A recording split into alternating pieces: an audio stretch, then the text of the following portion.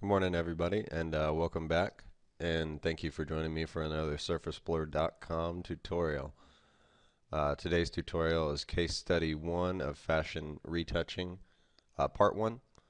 Today we'll be working with a photograph taken by the very talented Kelly E. And in this tutorial, I just want to kind of talk about smoothing skin without the use of surface blur. Ironic, a little bit.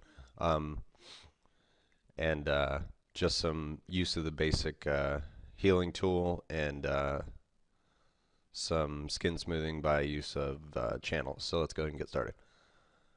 We're going to go to our channels panel, and we'll look at the different red, green, and blue channels, and you'll notice the different layer of or level of detail in the skin between all of them. For smoothing, I want to go ahead and use the red layer. Now we're going to select the red layer, select all, Control A, copy that, create a new layer, and paste that layer in. Now we don't want it black and white, so we'll change the blend mode to, let's go with screen, and then we'll adjust the opacity a bit just so we can take out some of that, some of the texture of the skin, and we'll bring back some of the color later.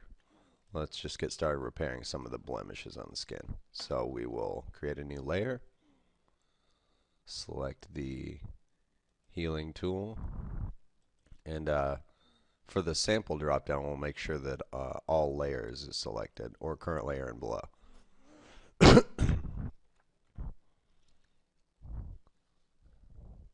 So we want to really get in there. Let's zoom in a little bit. With fashion retouching, there's really no quick fix, easy button, whatever you want to call it. Just gotta kind of get in there and fix this stuff by hand. If you go for some of the easier solutions, if you've seen my skin smoothing tutorial, that's a quick and easy way to just smooth out the skin without any real detail work. But a lot of fashion photographers will request that you give them a little bit more of a clean retouch. So to do that, we will definitely have to get down here in the weeds and just fix some of this stuff by hand.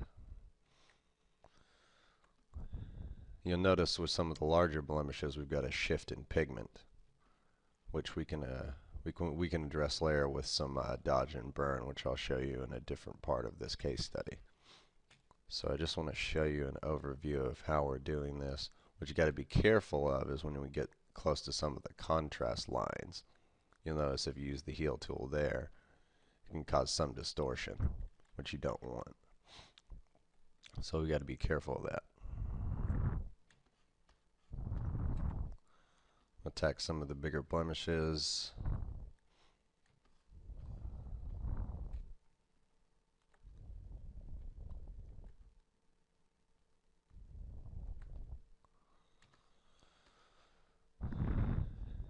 In the next part of the case study, I'm going to address how to smooth out some wrinkles without making it look entirely plastic.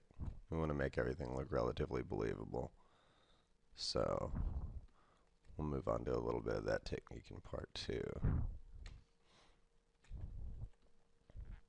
So I will not bore you with the details. We are using Alt, click, and then just left click to apply the sampled area to the area we need to heal. We want to get in there on the pore level. Make sure that we don't cause too much distortion. So that's it for this tutorial, and we'll move on to part 2 very soon, within the next day or two. And I thank you again for joining me for another Surface Blur tutorial, and thank you to Kelly E for the wonderful and beautiful photograph. Have a great day.